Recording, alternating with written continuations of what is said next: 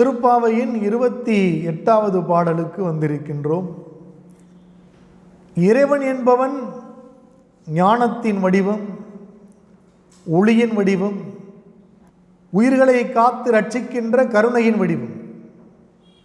உயிர்களாகிய நாம் இறைவனை எண்ணி எண்ணி பாடி தொழுது அவனுக்கு நன்றி கூறுவதற்கான கடமைப்பட்டவர்களாக இருக்கின்றோம். ஏனைய உயிரினங்களிலிருந்து மனிதன் மேம்பட்டிருக்கின்றான். சிந்தனா சக்தி வாய்க்க பெற்றவனாக இருக்கின்றான். பகுத்து ஆய்ந்து செயல்படக்கூடியவனாக இருக்கின்றான். அப்படிப்பட்ட வாய்ப்பை மனிதனுக்கு வழங்கியது இயற்கை. மனிதன் இயற்கையை ஆழமாக கற்றுக்கொண்டான். இயற்கையை நேசித்ததால் அவனுக்கு அறிவு வளர்ந்தது. இறைவனும் இயற்கையும் வேறு வேறல்ல. உயிர்களும் உயிர் தத்துவமும் இறைவனும் வேறு வேறல்ல. இதை உணர்ந்தால் மனிதன் பிற உயிர்களுக்கு துன்பம் தர மாட்டான். ஒவ்வொரு உயிருக்குள்ளும் இறைவன் இருக்கின்றான். உயிர்களை இறைவன் வழிநடத்துகின்றான். இப்போ மனிதர்களாகிய நாம் எப்படி இருக்கின்றோம்? அறிவோடு பிறக்கின்ற குழந்தைகள் ஏதும் இல்லை. அறிவோடு பிறக்கின்ற உயிர்கள் ஏதும் இல்லை. இந்த உலகில்தான் இயற்கையின் மூலம்தான் நாம் கற்றுக்கொள்கின்றோம், அறிவை பெற்றுக்கொள்கின்றோம், வளர்த்து கொள்கின்றோம், வாழ்வதற்கான வழிகளை தேடுகிறோம். அதனால் இங்கே ஆய்ச்சியர்கள் பாடுவதாக ஆண்டாள் நாச்சியார் என்ன சொல்றாங்க?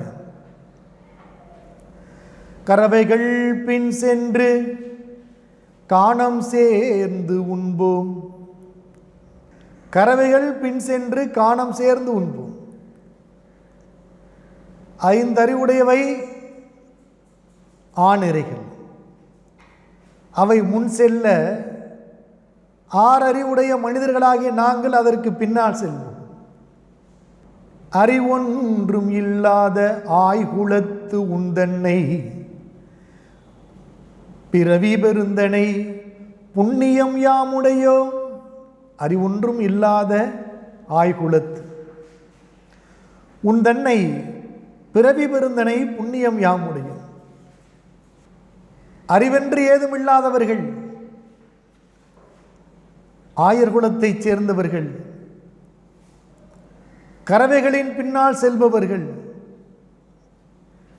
காடுகளில் சுற்றித் திரிந்து உண்பவர்கள், இப்படிப்பட்ட ஆடு மாடுகளை மேய்த்து உண்கின்ற ஆயர்குலத்திலே நீ வந்து பிறந்ததால் நாங்களும் புண்ணியம் உடையவர்களாக மாறிவிட்டோம்.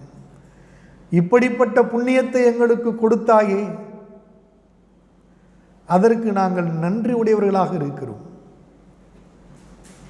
குறை ஒன்றும் இல்லாத கோவிந்தா, மாசுமறுவற்ற பேரழகுடையவனே, கோவிந்தனே, குறை ஒன்றும் இல்லாத கோவிந்தா, உன் தன்னோடு உறவேல் நமக்கிங்கு ஒளிக்கவும் ஒளியாது. அறியாத பிள்ளைகளும் அன்பினால் உந்தன்னை சிறுபேரழைத்தனவும் சீறி அருளாதே. கேட்குறாங்க. நாங்கள் ஏதுமறியாதவர்கள், அறிவற்றவர்கள், கறவைகள் பின்னால் செல்பவர்கள், அறிவேதும் இல்லாதவர்கள். ஆனால் உன் மீது பேரன்பு கொண்டவர்கள். உன் மீதான அன்பு எங்களுக்கு பெருக்கெடுத்து கொண்டே இருக்கின்றது. அந்த அன்பினால் உன்னை நாங்கள் சிறுபேர் வைத்து அழைத்தோம். கண்ணா என்றோம், கோபாலா என்றோம், கிருஷ்ணா என்றோம், கேசவா என்றோம், வா என்றோம், போய் என்றோம், சிறுவையரெல்லாம் வைத்து அழைத்தோம். ஆனால் நீ எத்தனை பெரியவன், தோற்றமாய் நின்ற சுடர் நெடுமால், ஓங்கி உலகளந்தவன் உத்தமன், ஒருத்தி மகனாய் பிறந்தவன், ஓரிரவில் ஒருத்தி மகனாய் ஒளிந்து வளர்ந்தவன், கம்சனின் வயிற்றில் நெருப்பென நின்றவன், அங்கன்மா ஞானத்தரசரெல்லாம் அபிமான பங்கமாய் வந்து நின் பள்ளிக்கட்டிற்கு கீழே சங்கம் இருந்தார்கள். அத்தனை பெரியவன், கோவர்த்தன மலையை குடையாக எடுத்து பிடித்தவன், மண்ணுக்கும் விண்ணுக்குமாக நின்ற நெடுமால், உலக உயிர்களுக்கு துன்பம் வருகின்ற பொழுது உயிர்களை காக்க ஓடோடி வருபவன்,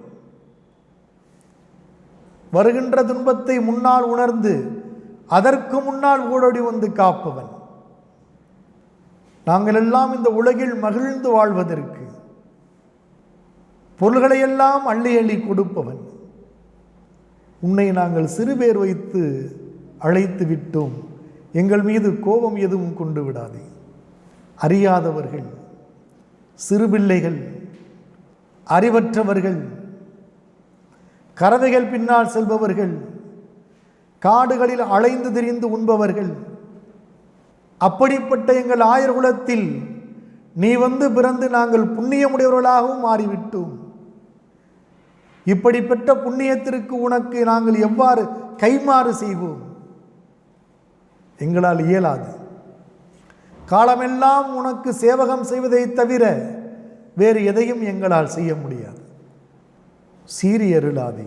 இறைவாணி தாராய் பறையேலோரும் பாவாய். அதனால் எங்களுக்கு பாவை நோன்பு நோற்பதற்கான பறைகளை கொடு.